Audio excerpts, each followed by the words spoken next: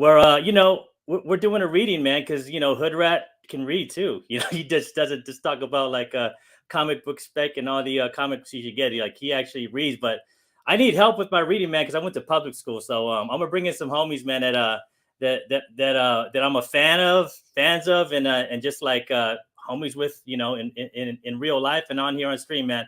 So I'm gonna bring up my boy, man, Ross from the low grades. What's up, Ross? And what's up, brother? What's up, bro? And the king of clips, bro. The king of comic clips, man. Hey, what's good, my guys? How we doing? Hello. Yeah, hello, man. Hello. I couldn't think of the better bunch to talk about this run of of Hawkeye from Matt Fraction, man, and David Aja, man. Like, I thought we were talking for a lot, right, Phil? And then I was like, there's one more guy that I have to get for this, So well, it's interesting that you asked about this one because everyone knows I don't read like a lot of Marvel, but it's funny when you asked about this, like, yeah, man, I read this right off the bat. So when you asked about it, I was like, dude, he feels the same way I do. And then sure enough, One True Nerd King. Yeah, it's one of those things that if people haven't read it, I hope that now once they hear all this, they'll go and read it because it's a totally different feel. Well, when he brought it up with me, I thought he was looking for recommendations because I was just like, oh man, you don't want me on your shit. So, sorry. But no, yeah, I was very flattered because we've been talking like, oh, we need to do a collab. We need to do we needed to do a lot of different things to get them talking about. And all of a sudden it's like, well, I want to do this Hawkeye show. I'm like, I'm down for that. Hawkeye is probably one of the most underrated characters in the MCU that a lot of people just don't know to appreciate. But at the same time, too, he was never well written enough on his own at different times to really be given that that spotlight he needed. Besides this series, it wasn't until this series that it really stood out the most. So yeah, I was all about this. This was great idea. Yeah, man. You guys are soulful guys, man. I love your clips, Phil, man. Bro, I'm always your clips are on my algorithm, bro. Like every time it comes up, I'm like, what Phil doing now? And Ross, man, is Mr. Soulful over there at low grades, man. So it's just a good mix of guys, man. But appreciate it. Yeah, man. But I love this Matt Fraction run. It's one of the books that got me into reading comics, man. Seriously reading comics because it was just a whole new take on everything, man. A whole new take on a hero, man. And what can a hero actually be like? Kind of human or a regular person, right? Yes. Yeah. He actually gets a broken arm and broken backs and broken pelvises and shit. That's what got me. I think like we all love characters that. Well, I know it's cliche that we can relate to, so it's kind of nice to see the average Joe or the underdog. And I know we're going to get into that because basically the Hawkeye story is about that, kind of showing you the lighter side, but yet, the truthful side to being a superhero, especially being an Avenger and Hawkeye, like being an Avenger. So It's neat. I like the take. And I think at the same time too, a lot of people compare Marvel and DC universes at times, and they say DC is about gods pretending to be men and Marvel's about men pretending to be gods, but there is none of that pretext when it comes to Hawkeye. Hawkeye is a man trying to be a man and still survive. He's not Batman. He doesn't have all this money hidden somewhere where he can just, he's a salt of the earth. He's a bro. It's like, if you're not saying bro by the end of the episode, we're not doing our job. He is 100% that bro guy that you just had that conversation with. He's the normal person of the Avengers that really kind of keeps them in touch in a lot of ways. And I think that's what makes Marvel speak to a lot of people, because it's about people trying to be bigger than what they are. Mm-hmm. But Hawkeye is just doing his damn thing, unlike a lot of other people in the Avengers, where they're kind of in the stratosphere as far as different kinds of talents or abilities go. He's got a great ability, but it's just a little bit more it seems tangible. It seems to be something in touch with, like, every single time you can get a bullseye when you're playing darts, like, I could be Hawkeye, I know, right? But I never get that chance to, like, do a repulsor blast or, throw my shield somewhere and have it come back to my... No, I never get that chance. But Hawkeye, once in a while I make a basket. I think I can do it. So Yeah. yeah, that's what's great about this series. And one thing about Hawkeye, man, is like that. I think we all can relate. He's trying to make up for something, man. Like he's trying to make up for something. Like every issue, like there's something that in his past that he's trying to make up for, and I think that's like very human, man, and it's very like real for people, for us. And he didn't come from the best of homes either, man. Like he came up, he was basically an orphan, man. Like came 2-1, and there it is, man. There's Hawkeye with the being a man, right?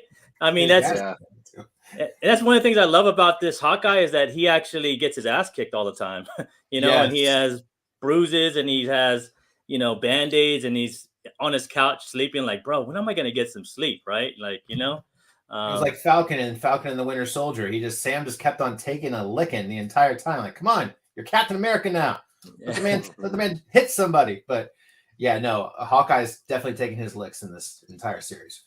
Yeah, man. So we're gonna talk about some introductions, man. So before we go into like our favorite panels and our favorite pages for each issue, we're gonna talk about the new character introductions, and they could be new and they could be old introductions. But let's talk about our protagonists, man.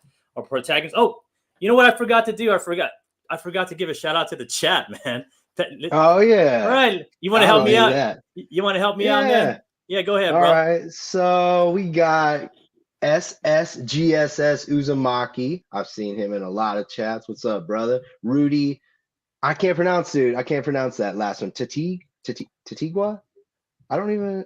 Rudy's in the chat. I'm just going to say Rudy's in the chat. I apologize for butchering your name. Nicholas Goltra. Probably butchered that too. Plain Clothes. I think I might have got that right. What's up, brother? Michael Katz, up, bro? And oh, dude, we all caught up. That's who's hanging with us. Now we got, I think we got 9 people now in the chat. They'll probably be popping in as we go, but the community will show up. Favorite comment so far. He's a dude as always, playing another dude. And I always want to give props my boy Plainclothes D, man. We kind of grew up in Oakland together, man.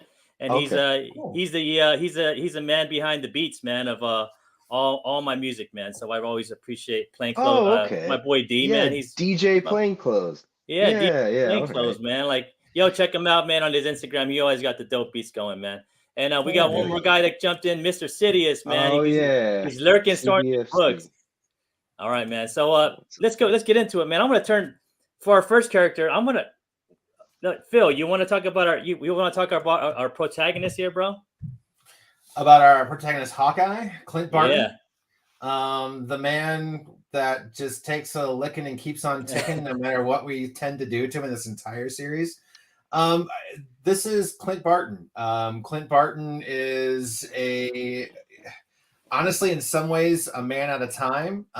He's running around with a bow and arrow in the current days and times and saving the world as such. I think that in my mind, the best way to really kind of just describe him is, for those that aren't familiar with him, is he's kind of the sarcastic wit and that funny heart of the Avengers, in my opinion, in the comics growing up. I could always rely on that line coming from Clint and Hawkeye. In any of these scenarios, he was always that sharp character. And in this series, we're going a lot more into him, not necessarily as an Avenger, him just as a regular guy, in so many different ways, shapes, and forms, just trying to. This just starts off. He's walking home, man. It's been a long day and time to head home. And I feel like that's where the entire thing starts, is just with his home base. So yeah, that's Clint in a nutshell that you need to know for this, in my opinion, this start. What do you think, Ross, man? What's your take on Clint? Yeah, it's kind of like a different take on an origin story. It's not the origin of like his birth, where he's from, or how he became a hero. It's his origin story of like, this is who he is every single day. Yeah. So I like that. It kind of takes, I wish they do this with more characters, but with Hawkeye, it's like, hey, he has not gotten maybe the credit someone said in there. think it was Uzumaki say he doesn't get the credit he deserves, and let's put the spotlight on him, show him not, you know, in the shadow of the Avengers. Not to say he ever is, but let's, you know, he tends to get thrown in the shadows of these godlike figures. Let's show you what this dude has to do to be Hawkeye. Let's show you what he really is made of. Let's show you the heart and the grit and the push that, not to say that the other Avengers don't have, but he has to have more. He's a human being. He has to have more of everything. And that's what makes him special, because he does have it. He is an Avenger. So let's show you why. That's why I always like Black Widow and Hawkeye, bro, because they don't have superpowers, but they always just kick ass, man. You know, you know, they always do. And you know, man, I always think about this, man. I always think about is in this run, is Clint, is he addicted to helping people, or is he just avoiding his own problems by helping others? You know, like, I'm always like this balance, like, right? Like, what do you know, like, but that's a good person though, right? I don't know, you know, is it selfish or is it unselfish?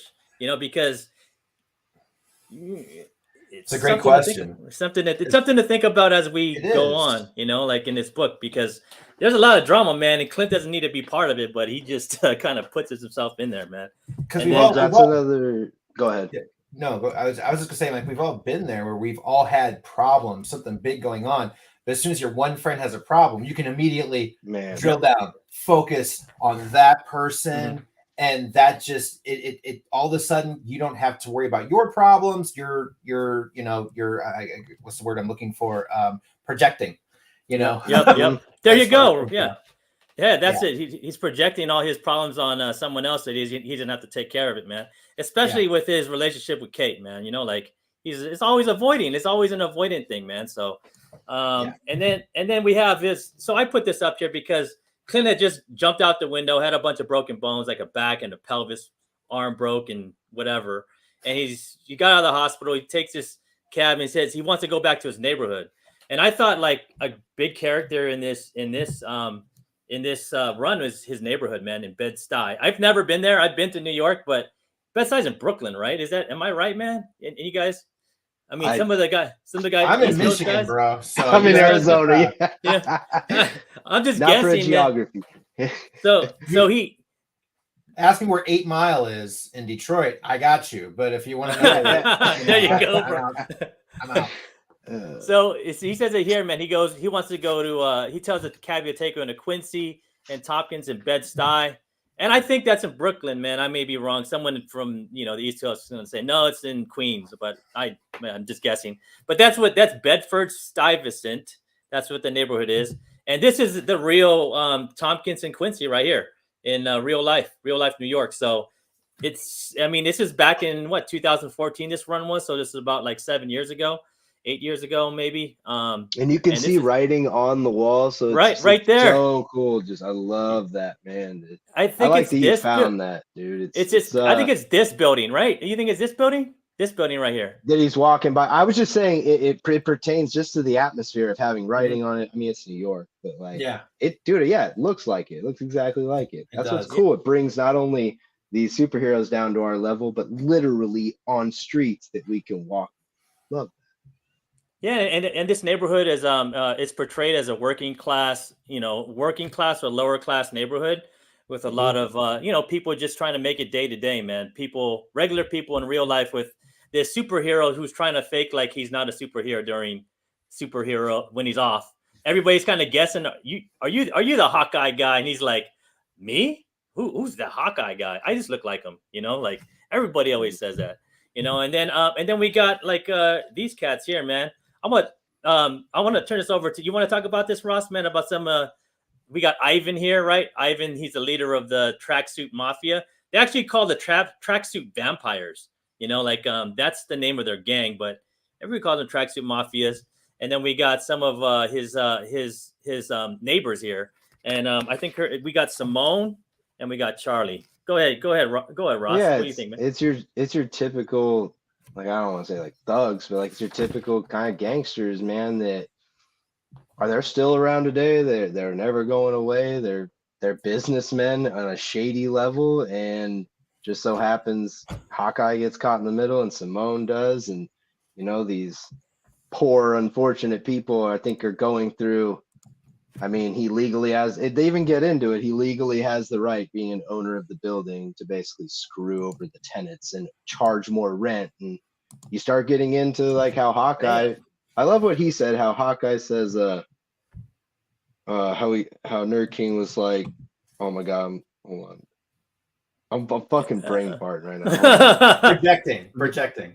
Yeah, like how I think that it's so much easier for us as humans to want to help others, not out of selfishness. I really don't think it's I think it's because it's harder to help ourselves, because it's insecurities, vulnerable. And so if he sees other people, I never believe that Hawkeye's like, oh, this is a chance for me to get in the spotlight and do something good. He's like, oh, thank God, like I don't want to work on me because that's so difficult. So he walks into this situation and he's like, he doesn't even think about it. I actually think it's more like it's like wiping his butt, man. It's natural to him. He just helps people. He's a good human being. So he comes into this situation and it's easy for him. It's a 50-50 thing, because you have people that don't want to deal with their shit and don't want to help people. You know what I'm saying? And we got the people like Hawkeye he doesn't want to deal with the shit, but he still wants to help people, right? Like he puts himself out as the shield all the time. I think for Hawkeye though too, he's used to being backup. He's used to being that guy that's on the outside. When you're playing a video game, he's your range guy, right? He's far away where he's safe. He's not the brawler, but he's got the distance attacks, but also at the same time too, he never has to lead on the Avengers, but yes, he did for a short period of time, but he's not that natural kind of character. And then when he's thrust out to being on his own, you see why he's with the Avengers, because he's not with the Avengers for the attention. He's with the Avengers because they're doing good.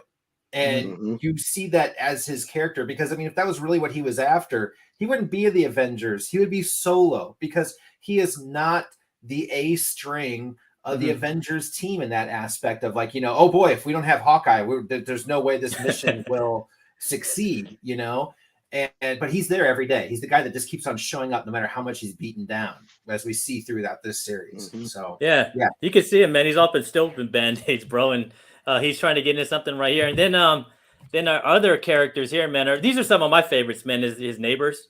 And we got we see, and okay, let me back up. So we actually see these guys coming up in the Disney Plus series. So this is a Tracksuit Mafia, so like that's Ivan right there. Look, that's Ivan. That has to be Ivan, man. So you see Ivan in here, and his name is like Ivan Banionis. So we don't know where these guys are from, what their heritage is. We just know that they're something Eastern European, like they kind of leave it anonymous. So, and then we have Simone here and her son Charlie.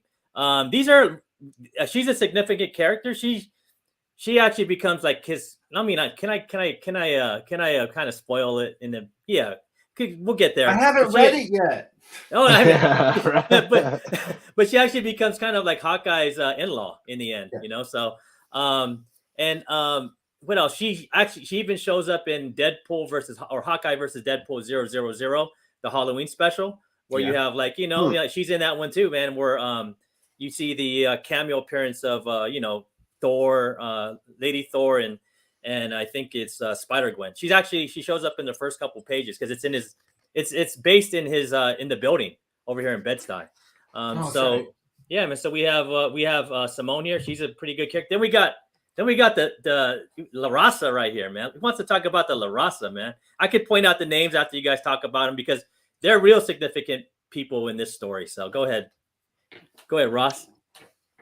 These are the tenants, right? The tenants, yep. His tenants, yep. Or Ivan's tenants right now. Yeah, exactly. Yeah, I think that it's everyone banding together down on their luck, man. It's like, I mean, you're gonna have all sorts of people, like a mishmash of like individuals who are all going through it together. And I think it's gonna be Clint who's like, who doesn't even think about it. He's like, I have got to help all these people. It's just, I'm trying to like read it. Yeah, man. If you ever lived in I mean, I grew up in Oakland. It's been in the Bay Area, and it's super dense, man. So when you live in an apartment building, man, you just get to know everybody. You just have, it's just you got you're you don't you don't have a choice. Like you just get to know your neighbors like this, man. Like there's always Yeah. someone barbecuing outside, and there's always something going on, and you just get to know people. You ride the bus with them, and everything else. And I think this is kind of like quintessential New York, like back in in 2014, before I think the hipsters showed up. So what do you think? What do you think, Phil? I think it's just it's a wonderful representation of what it means to, in many ways, to live in an apartment, like you were saying, in a place in a borough where you've got so many people on top of people, because you can you can choose to not enjoy and choose to feel suffocated by these situations and these groups of people, or you can choose to live and like really be a part of that group, a part of that society, is a part of that group of people where you're at right at that time. So in my mind, this was a beautiful representation of Hawkeye being one of those people that likes to be around other people. This is what matters to him, is the families, the connections, is that connections that he's trying to build, that I think kind of like we said before, he's projecting this is his family. This is his home family. Yep. He's got his professional family that he looks over from a distance and protects the best way that he can. But this is the family where now all of a sudden he's the bruiser. He's the head of the family. He's the guy that comes in. And I feel that his lonely self projects it onto those other people, those feelings of family. And that's why he does what he does in these books. Yeah. No, exactly, man. This is his family. I mean, that's any, I don't think, he knows any other way but to protect them, man. But so I'm going to go through some of the characters, because you're going to see these guys throughout the book. So this is Tito right here. And then we have our man Grills, who's like the uncle. Grills is like the uncle. I think he probably brings everybody up there. He, cooks his hot dogs and cooks his steak and says, "Hey, why don't you guys meet me up here on top of the roof? At 5 o'clock, I'm about to grill and come out and hang out." So everybody brings their beers. You can see they're flinging beers here. And then you got Deke, I think it is Deke. Then you have Amy right here. Then you have this old lady right here. We don't ever get her name, but we know her dog is Mitz. This old lady, you might not like her as the story goes on. This old lady's more than an old lady, man. So she kind of she has her own thing. But this is his community, man. This is his live chat. This is his panels. This is the people that he kind of takes care of. And, I think they take care of him too, man. Like, especially Simone, especially through the book, Simone with the 2 kids.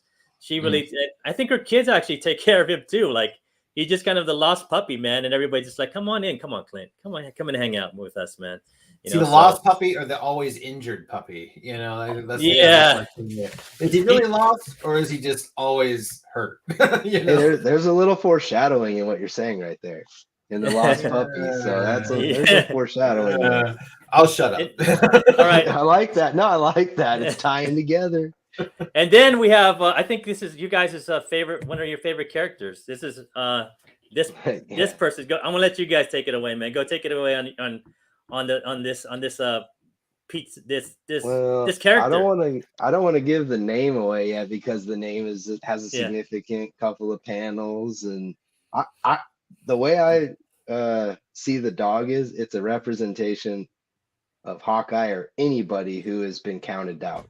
Like that person or this dog, this animal, it's like it just isn't looking good. It's this.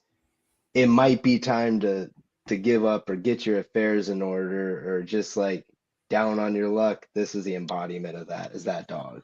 I agree with that. It's kind of the ignored thing, right? It's something that's just so nothing special about, this looks just like a yellow lab mutt, kind of situation. A dime a dozen kind of dog. It's just sitting there minding its business, and it's just something that you walk by. Most people just walk by. But, Hawkeye sees himself sees, you know, a similar invisible kind of soul, you know, because this dog's a part of a team. It's not Team Hawkeye, you know, he's working for Tracksuit Mafia over here, and he's a member of that side in that gang, but he's not getting any love. He's, you know, I don't know. I think that he kind of just sees that fringe element player, invisible other kind of right there, and that's something that he gravitates to and that he sees. And right now, I can give away his other name that the Track Mafia gave him. His name, this dog's name is Arrow right now. That's his name in his collar is Arrow. But we'll get into like you know, the other stuff in a second. So now let's get in. Oh, and you see Arrow in the show, man. There he goes, bro. This is exciting, man. They're really pulling like everything from this run, and right, even I've the only couch, watched the trailer bro. once. I love it. Even the couch. You know, that's like so cool, man. Yeah, man, it's awesome, man. I can't wait to see this. I love that in the Arrow scenes. So yeah, I think I was more excited about this than any of the other Disney Plus Marvel stuff, man. Because I was like, they're doing the Matt Fraction run, bro. You know, like when you bring Kate Bishop and Clint together, man, you know it's going to be this run. It has to be this run, right? Like so. In all the other series, I couldn't look at it and identify a run, you know, because they were just so mismatched with everything else. But you look at this, you're like, oh, this is the Fraction run. Like you can't, all the different characters, all the different scenarios. You're just like, no, this is 100% that run. So yeah, this was the most obvious run. I loved it. All right, man. So we're going to the pages now. So so we're gonna talk about our favorite pages in here, man. And we're gonna try to pull a story together for you guys. So these panels are my favorite panels, are my favorite pages from the book, because we get to see his family, man. You know, like for him, this is his family. These are the people that kind of look out for him, you know. They look out for him with you know, not wanting anything back, and he looks out for them just wanting to keep his family together. And we see him kind of flicking. This is something that the swordsman taught him, you know, like or his brother, right? His brother taught him this flick move. And I really want you guys to remember like the flicking of the coins and flicking of whatever he's flicking, because he does this throughout the book, man. You know, like so we're seeing this right here, like he kind of teaches everybody how to flick a coin and how to hit these bottles here. So we actually see his family. And so what happens is Ivan and the track suit mafia want to kick all his family out of the building. They want to sell it, right? They're giving eviction notices. So Hawkeye decides to bring a bunch of money that he got from being a Avenger, because he doesn't know how to spend it, right? He just kind of goes to the bank and said, "Hey, can you fill up this bag? I need to go buy something." And he shows up to one of their clubs, man. If you guys ever saw, what's that poker movie, man? Rounders. Rounders. If you guys ever think of Rounders, bro, he goes. He goes to the Rounder Casino right here, bro, in Manhattan or wherever the hell it is, and he offers Ivan to buy the building so he can keep his, his friends and the tenants from being evicted and keeping their homes. And Ivan says no, and Hawkeye doesn't know anywhere else after trying to negotiate it friendly. He goes into a brawling match with the tracksuit mafia, man. So we can see that right here, man. So he is it's him against everybody. It's just he goes in with no backup. I don't think he thought this through. You know, do you think he was like, what if they don't say yes and take my money? Then what do I do? He's just like, then we just ball. Then we just kick rocks, right? You know? Yeah. So. Agreed. Yeah, man. So we could see that here, man. And remember how we were talking about the flicking? He's teaching. This is one of his tricks that he uses. So you can see he's flicking cards here at everybody. That's one of his moves that you see in the book. But as you can see here, like he thinks he's taking care of it all. He's like, "Yo, I got this, man. I got this handle." Then, bam, as knockout punch, man. And then this is what happens when you really don't have a plan, man. You just go in there and think people are going to take your money. So that's one of my favorite pages. And let's see who's next, man. What do you guys think? Before I move on, you guys cool with that one, man? No, absolutely. And then you got to wonder if would he have done that if the Avengers were around? They probably would have been like, "Don't be so reckless." Like he just kind of reacts emotionally. He's like, I'll just give him all my money and go in there. I don't think he even thought about it. So, Yeah, I thought they say yes. He was like, they're gonna say yes. I got all this money. I know, that's what I thought. Yeah. Go ahead, Phil. How about your favorite panels for this issue?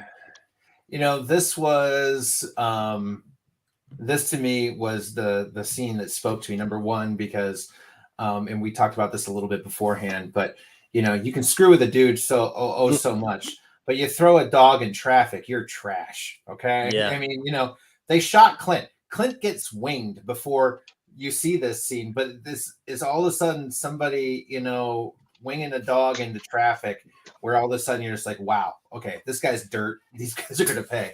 But in this case, what I liked was we see Clint now getting thrown out. You had your rounders scene. He didn't go exactly the way as planned.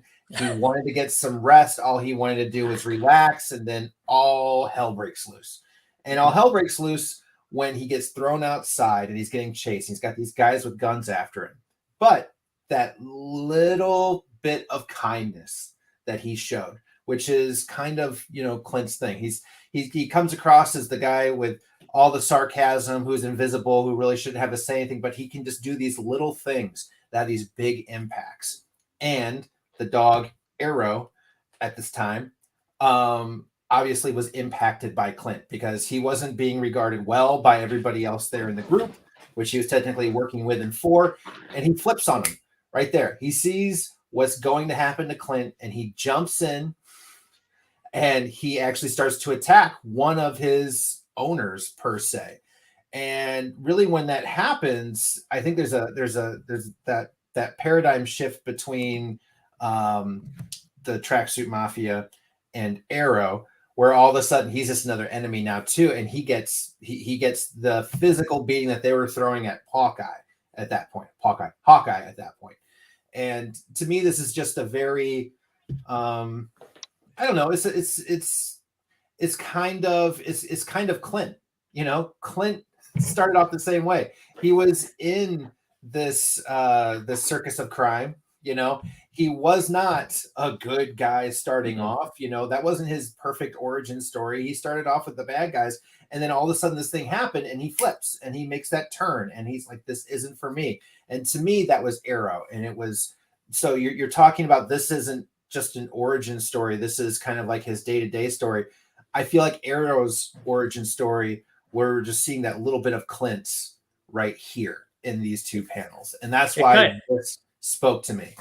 It kind of is, right? Like, because Arrow was like part of the Tracksuit Mafia, and he was kind of the right going. Ross is thinking, man. Ross, like, I literally have just got my mind blown. Right, me too, bro. I was like, my next pages are pertaining to Arrow as well, and I actually, this will be my third time looking at these pages. I read it before, read it again. Now I'm reading it now.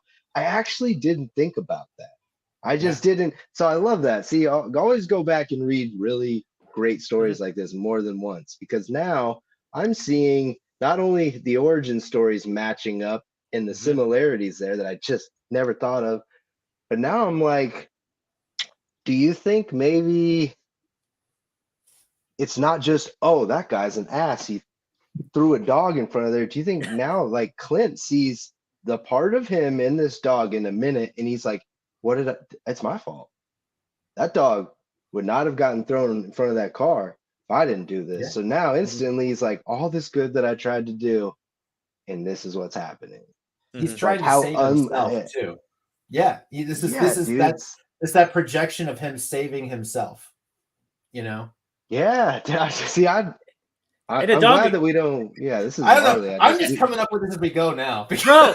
Exactly. I didn't even think about that, because it's like the dog was like, kind of, if you go back to this panel that we had over here of pizza Pizza Dog, that one, he's invisible, bro. Just like Clint is kind of with the Avengers, bro. Like, they're not even looking at him, man. He just wants a pizza. He just wants some affection, kind of like Clint does, right? Like, yeah, man. I mean, and like what you said about, like, why is it triggering for, like, we talk about this in the background, but why is it triggering for us to see a dog getting hit? That triggers me. Then a dog getting thrown in front of a car, And if that was a dude, we'd be like, yeah, he probably deserved that shit. Like, Yeah. like it's right. Yeah. Don't you put yourself in that situation, bro. Yeah. But a dog, we're just like, oh, dude, why you got to hit the dog for, man? Like, what's a dog do to you, bro? But it's the perfect epitome, though, in comparison to Hawkeye as a child in the circus of crime, where everything went sideways. He tried to take things a different way. He got hurt out of the situation. But I mean, he's this dog, this counted out, defenseless thing that was taught to be one thing and then turned it around on the people that taught him that, and it got him hurt. So yeah, I didn't see all those parallels until we started really staring at it. We just started talking about it in this way. But yeah, I feel this. Man, I feel this even more now. Man, that's a Matt Fraction freaking genius, bro. Like to place like a dog, not a human, but to he's kind of like what holds our he's like our container for all our emotions in our past, So yeah. And then man, like Ross got something to add on to that. Go ahead, Ross. Yeah, so that last panel though that was in that last one, that's everyone's first instinct. It's like the person who threw that dog, like, yeah. I'm trying to think, like, if that happened in front of me, like, yeah, like I'm gonna break your face. Yeah. With the dog, like.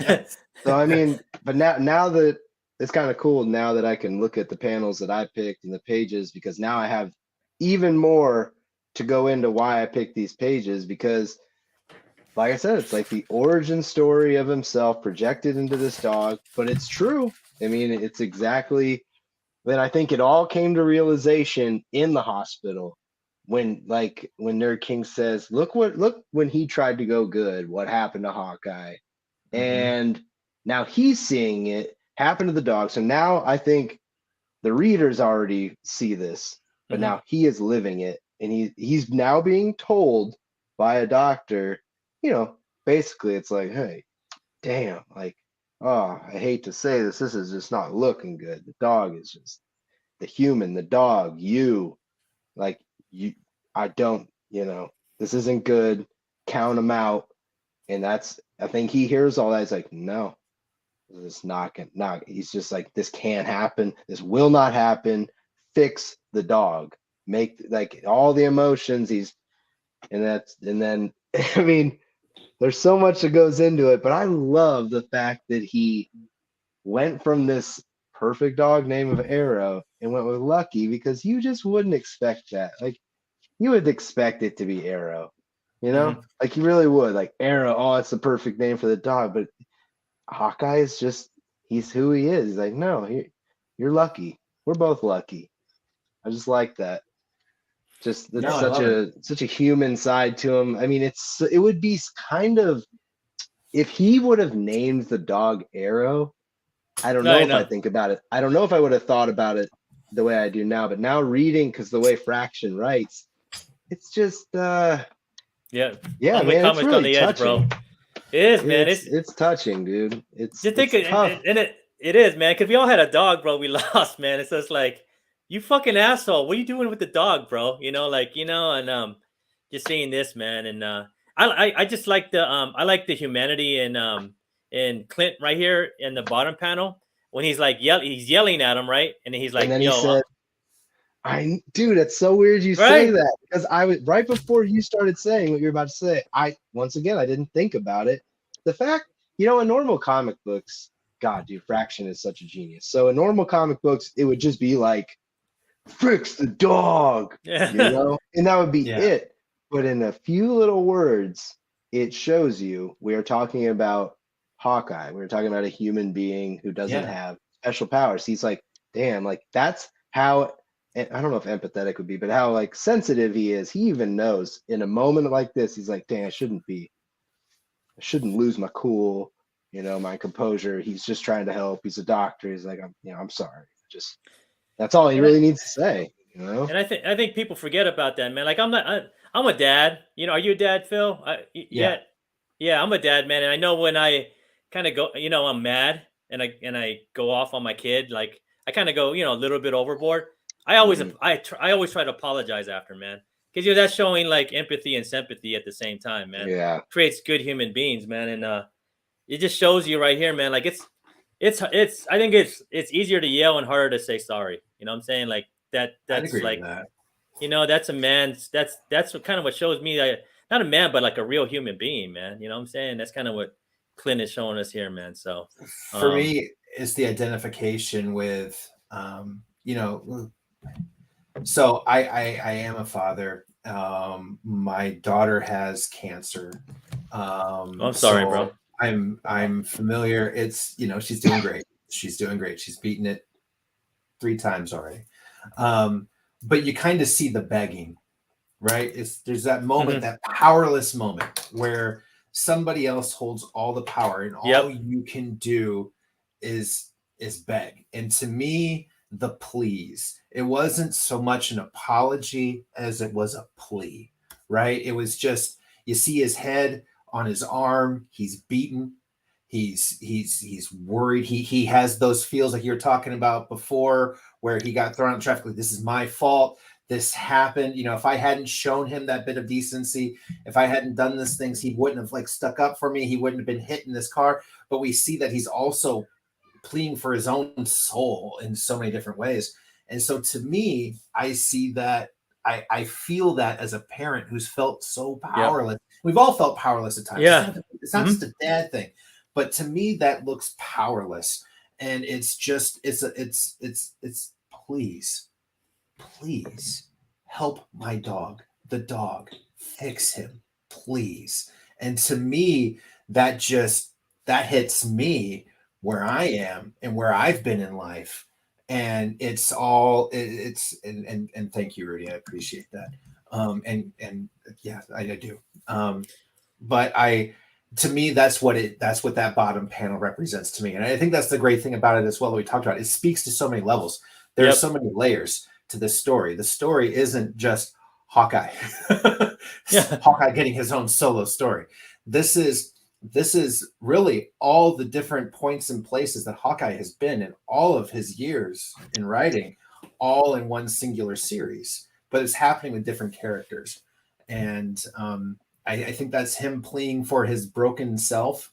And as well, that powerless side of him too, knowing that it's not up to him. He's having to ask somebody's kindness. It's not up to him to just fix it. He needs help to get this done. And to me, that's what this panel really speaks to.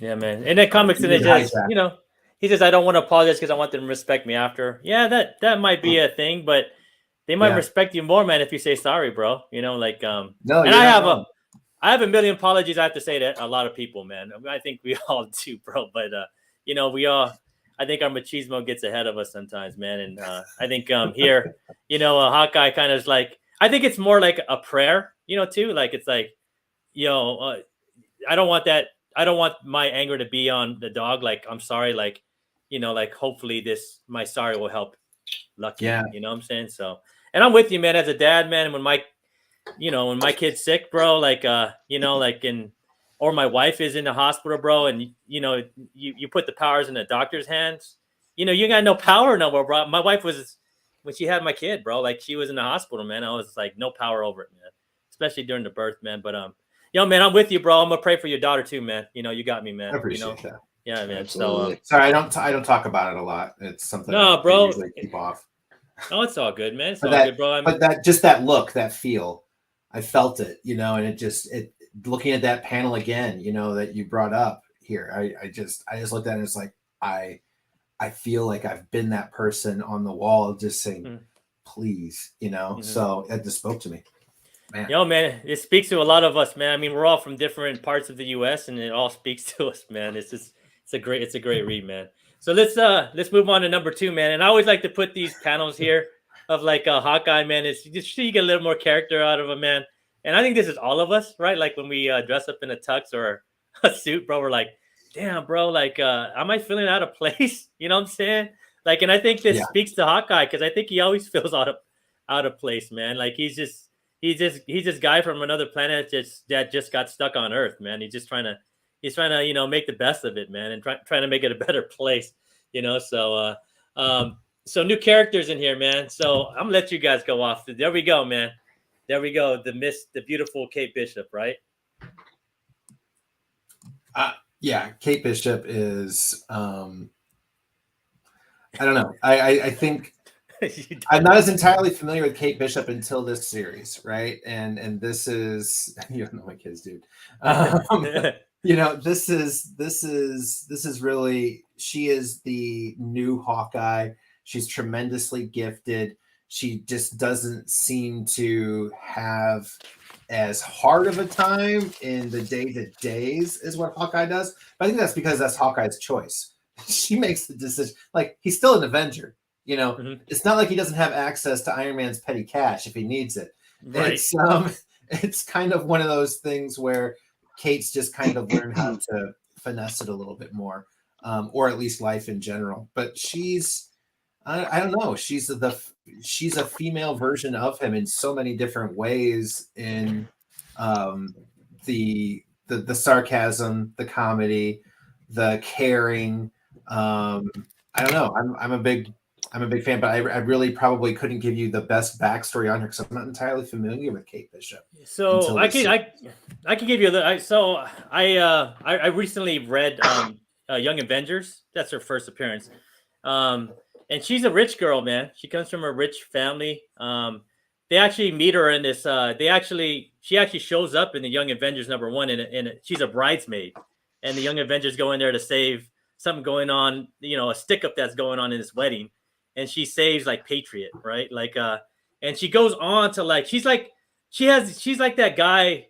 She's like that guy on the football team that has the intangibles, right? Like, he hustles, he goes and high fives you, he kind of like spanks your butt, he lifts you up, and he goes to the other team, and other team respects him too. Like, she has those intangibles that makes the glue for a team, especially in Young Avengers.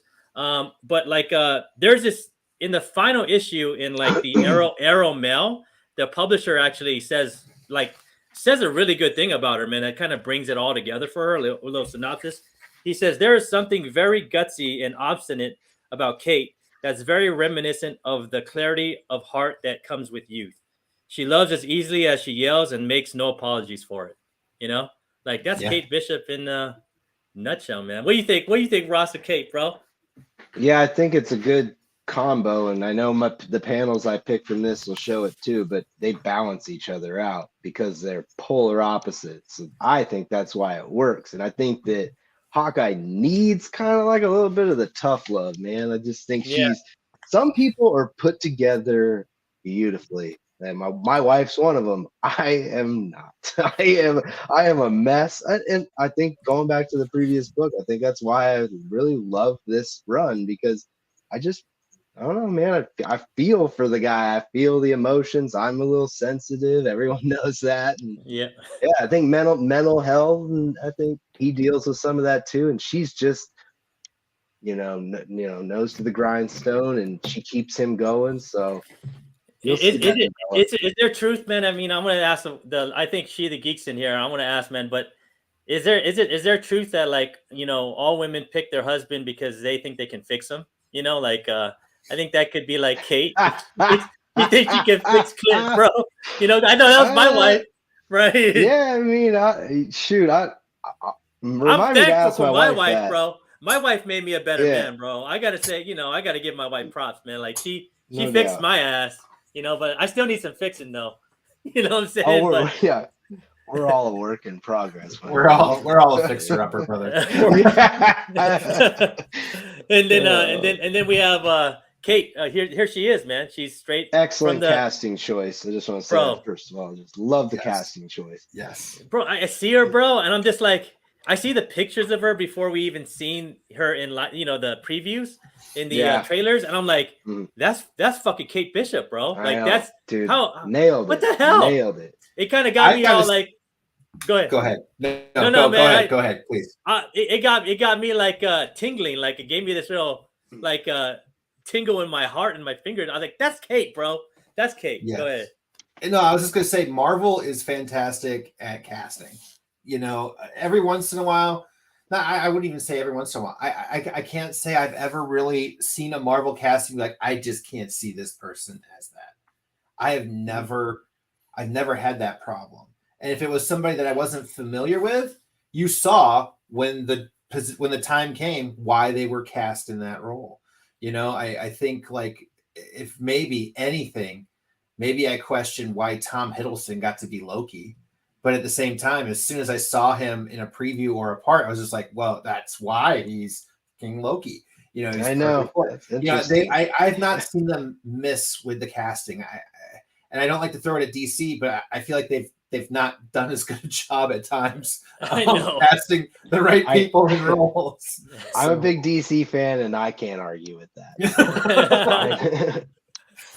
Let's go to chat, man. We're talking about wives here, man. So Comics Sunday says, my wife thought she could fix me, but she was just as broken. Oh, damn. Okay. And then we got Rudy saying, dude, we're projects in their eyes. I know, man. And then Dan, what's up, Dan? Dan's in the house. Dan says, my wife took me with a sign I was wearing that I said as is. There you go, bro. there you go. And then Rudy goes, instead of old house, they picked us like the old man. They totally believe they can make us better, thankfully. And they do, man. I mean, I wouldn't be my wife makes these I try to make decisions for us and it all goes wrong. And then she makes a decision and it all goes right. And I'm like, okay, you make the big decisions. I'll stand back there. I'm pretty sure I came with a lemon clause. You know, it was just like, you know, it's like your as is. You get what you got. You can't bring him back. You know, mom and dad signed off. We paid for our portion of the wedding. He's yours. You know, we paid for the bar tab. We're done. We're out. So, no warranty or anything, man. No warranty. Right? All right, man. Let's see some of the other characters we got in here. Let me get this deck going. We got this guy, man. He is the ringmaster, man, and he actually has a name. His name is Manyard Timblot, and I don't know where his first appearance is. I knew about it, but now I'm just kind of I got lazy. I didn't look, you know. But he is the leader of the Circus of Crime, man. This is something that was Swordsman's thing, right? Like when that Clinton was part of, probably. You know, back in like the his I think I forgot what it was, Avengers 25 or something like that. It's not with me. But what do you guys think, man, about the ringmaster and the Circus of? Remember you were talking about though, Phil. You said like this is kind of like each panel is like going back in his life and his origin. Yeah. Clint was raised in the Circus of Crime. You know, this was where he learned a lot of his parts and pieces, and ringmaster was no joke. We've seen him pop up as a side character in many a different side of the Marvel cartoon sides of things. He's switched Spider-Man and Wolverine's bodies around. He's controlled X-Men and things of that nature. You know, he's a poor man's Purple Man, you know. He's definitely a POS 100%. Gives no care whatsoever to anybody. I was surprised he got it the way he got it from Kate Bishop in this book.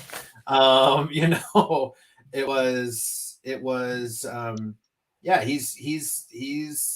he's the ringmaster. He hypnotizes everybody. That's what the little thing on the top of his hat is. His ability to hypnotize everyone and just kind of put them into a controlled stupor. That's kind of his gift. Yeah. So, Clint and Bishop showed up to this party, and, the ringmaster was there, and he put everybody in, hypnotized them. But Clint and Kate had special glasses on, so they couldn't get hypnotized, and they stole everybody's shit, man. You know what I'm saying?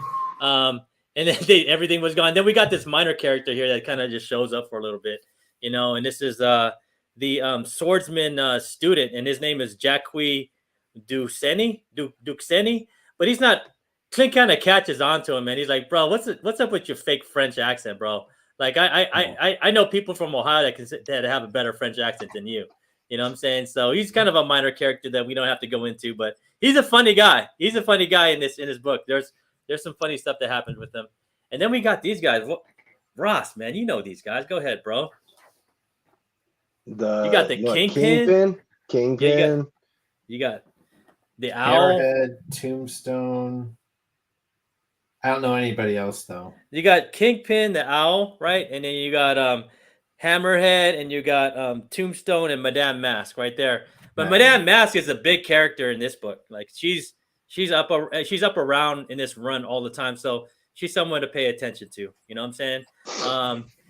But let's get into this, man. So one thing about Kingpin that I want to point out is that we may see him. So I put up Vincent D'Onofrio's Kingpin here, because we may see him in this in the Disney Plus show, because Echo is supposed to show up. They showed a little glimpse of her. You guys see the trailer? There was a little glimpse of Echo in there, of the actress that's playing Echo.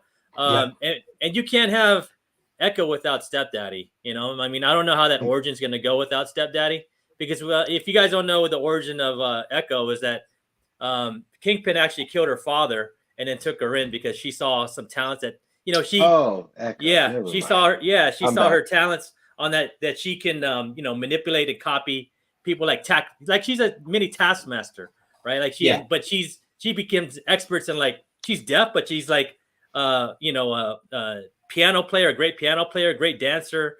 She just has to see you visually, and she can actually kind of copy everything you do. So and that's one thing, man. If you're gonna have Echo, you're gonna probably have Kingpin up in here, but we'll see, man. I would love to say, like, hey, I called that. You know what I'm saying? Like, but who knows, man. But let's get to the pages, because we got about a couple more minutes. We want to keep you guys here for an hour. So go ahead, Phil, bro. What panels did you pick out of this one? This is just kind of the epitome of the relationship between Clint and Kate in so many ways. She's asking probing questions, and he deflects big time. Yeah, it's fine. Everything's fine. And you get well, that's cool. Honestly, I just love the paneling layout, though, to this page. Yes, lots of things speak to you. There wasn't a lot of speaking in these panels, but it was laid out in such a way, and just seeing Kate's, well, that's cool. Just the way it was laid out in there, in between the actions. It's just, you're seeing that in this slow-mo way of really understanding of all the thoughts that's going through Clint's mind. So to me, this was a very, it doesn't seem like there's a lot going on, but there is a lot going on in a very short time frame. And it just kind of shows you, like, how quickly, well, that's cool. And during that one sentence, these 5 panels for Clint, and how he tenses here, where he does this, taking care of your breathing, relaxing your hand, all those things that go into it are just such reflexes for him. And then still letting go, it was, that was a very powerful panel to me. And then the foreshadowing coming in and the tagging, the vagabond code, the vagabond tags, I guess, vagabond code. Yeah, I'm looking it up to make sure. Because they were there since he was a kid in the circus. And obviously we're dealing with, the circus of crime. We know that it's basically saying, get out of town. Some shit's about to go down.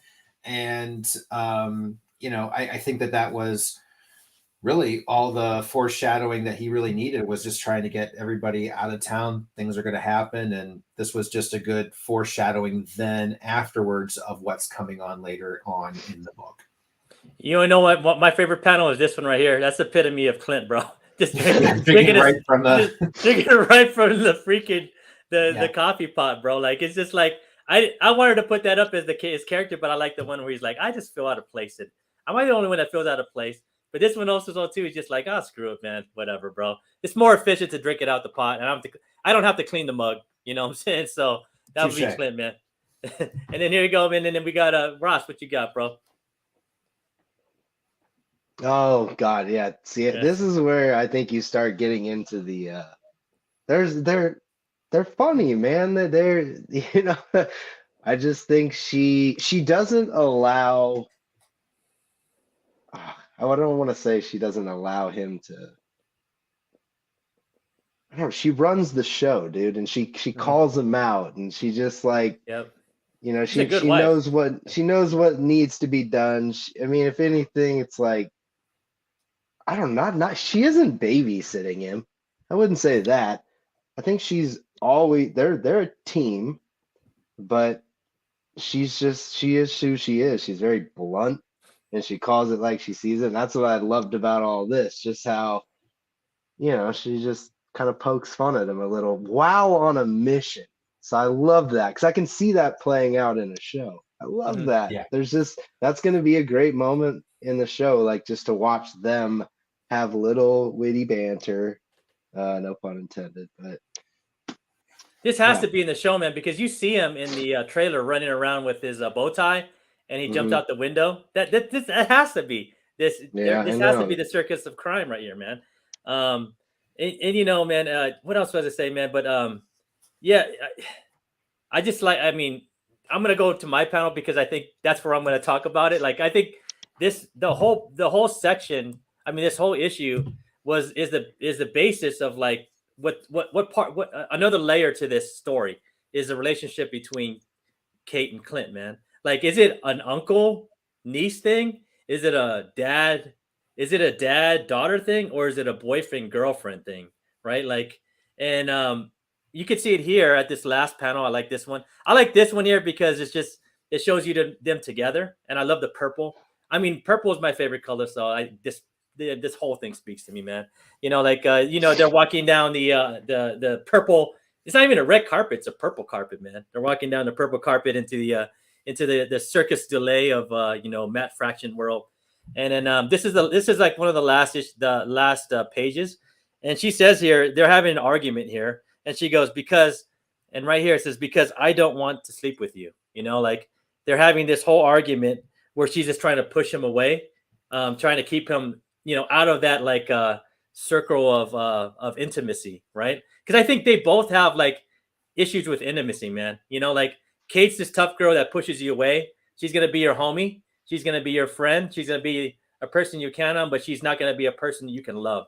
And Clint deflects everything. Clint is like, Clint's like, I'll save you. I'll save all you guys. But I'm never gonna say like you guys are family, but you guys are. You know what I'm saying? Like, there's this like reactive attachment disorder that that's going on within this relationship, man. And I mean, does it ever get resolved, man? I don't know if it ever does. You know what I'm saying? I think it's and I read a couple places in of Matt Fraction talking about this run, and he's like, of course I wanted to talk about the relationship, and I wanted there to be that like kind of like friction going on for the reader and for them. But at the same time, he's like, it would have took away from the story if they slept together. You know what I'm saying? Like, you need this friction, right? You need this kind of like this banter going on between them. So, but I thought this, I like this. This is one of my favorite issues too, man. So, but I know we're coming close to the time. We're at an hour, man. I'm gonna unshare this, and I'm gonna let you guys real quick. Let me move this forward for you guys real quick. And I appreciate you guys coming on, man. I really do, man. And I look forward to going through all of this, man. So let me see here. Let me see. There it is. Okay, guys. So next. So wait, my bad. Hold on, real quick. There we go. That's the slide. All right. Bad YouTube, man. So Go good, homie. There you go. So share or bad. There you go. So our next episode, man, we're actually going to do 3 through 5. We'll try to go to 3 through 5, guys, and it'll be next week, same time, same place over here on in Hoodratville on Hoodrat's Comics YouTube and podcast. But hey Phil, why don't you talk about you, man? Where you at, bro? Where can people find you, man? Really, you can only find me on Instagram right now. I do have profiles set on other social media, including YouTube, but I haven't really done anything with it yet. So I'm not exactly excited to tell anybody to go there. But from me, you really get commentary, things like this, talking about comics, talking about, artists, doing interviews, things of that nature. I really just try to be some levity and some conversation. I'm not going to be very good at selling you anything. I'm just here to hang out and make jokes and talk about the things we love, which are comics. So you can find me for Reels and for Instagram Lives. Those are the things I'm best at. Oh, bro, your reels are awesome, man. Your reels kind of brighten my day, man. I love watching your reels, bro. And I then Ross, appreciate man, how about you, bro? Where can all the homies find I you? I am not as funny or well spoken as Nerd King. I promise you that. Which I like listening to him because he like brings this like he doesn't stutter over any words, and I'm always like nervous, like, oh God, I do not have that good a speech. But yeah, so kudos to you, and I enjoy doing this. I mean, you can find me on Instagram or the low grades. We do a little show where we just talk about anything and everything, no holds bar, but we're here for you, man. I'm here for Hawkeye. I'm here for Hoodrat. I'm excited that someone and you invited me to talk about comics. I think I've been invited on other shows, but just to like talk about comics, man. That's what I'm saying, man. Let's Basic. talk about comics, and my whole thing is I want to try and see like where this all goes in the Disney Plus show. Like like we read it together, and then the Disney Plus show comes on the 24th. I'm like, yo, that happened, bro.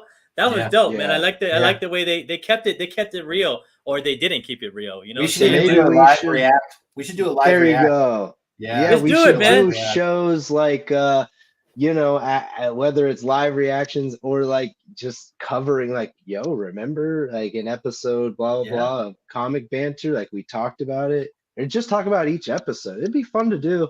I'd I'm be down. game to do that. Hey, Yeah. dude, I'm down. Let's do a live. Let's do a live one, man. On that's like it comes on like Thanksgiving Eve, I think, on the 24th. Does it really? Right? Yeah, so we Isn't could watch it always- live, bro. You know, We're so like spoiled, man. Like this day and age, like we're getting that content on New Year's Eve. Wait, New Year's or Thanksgiving? On Thanksgiving Eve. On Thanksgiving. Like I love this time of year. I love Thanksgiving, and then we're gonna get this cool content. Like this is Yeah. good stuff, man. This is Yeah. good stuff. And we'll be building up to this with ourselves all the way up until that week anyways. So I mean, honestly, it would be weird if we didn't. yeah, man. Yeah, after this. I know for sure. And I'm Let's do it, man. rereading this now, so this is fun. So if anyone's watching this on the rewind or catches this, we're like he said, we're not trying to sell you anything, but take it from someone who doesn't read a lot of Marvel. Like this is not just a Marvel book; it's a book that anyone can relate to. So read this. Read this. It's so good. Read it with us. So we're gonna do Yeah. 3 through 5 next one. So read us, and I mean, the live chat. You're a panelist too, so like we want to see what you guys say, and we want to know what your opinions. Like we want you to blow our mind, like Phil did, bro. Like I didn't even see it that way, like Lucky. I'm like, oh, that you're right, bro. You know what I'm saying? Like it mirrors his whole life, But I want to say I appreciate you guys for taking time out of your life and your family, man, and coming on with me, man. And I appreciate you guys, man. I do, like big time, man. Appreciate the live chat and the rewind, man. And like I said, next week, come and catch us again Wednesday at 4:00 p.m., 7 PST, and 7 p.m. PST. But any last word from you guys before we bounce? Next week we're doing this again. I thought this was just once. It's like the biggest cliffhanger ever. Maybe. Oh, Yeah, this is I didn't even get to show exciting. my Hawkeye shirt, dude. Oh, dude! Oh, there you go, bro. I'm trying to get That's the purple rad. shirt with the arrow or something, man. I'm gonna find. Yeah, one. this was the only one I could. So I've got a nice relationship with Hot Topic, and they send me so many different shirts to wear a week, and I wanted one for Hawkeye, but they didn't have any for the Hawkeye show at the time. But they had this Kate Bishop cover and the Double Trouble you see him in the background. But Oh yeah, bro, that's dope, man. Hey, man, but thank you guys again for being on. Thank you, live chat, and thank you, rewind, man. And we're out. Peace. Thank Peace. you.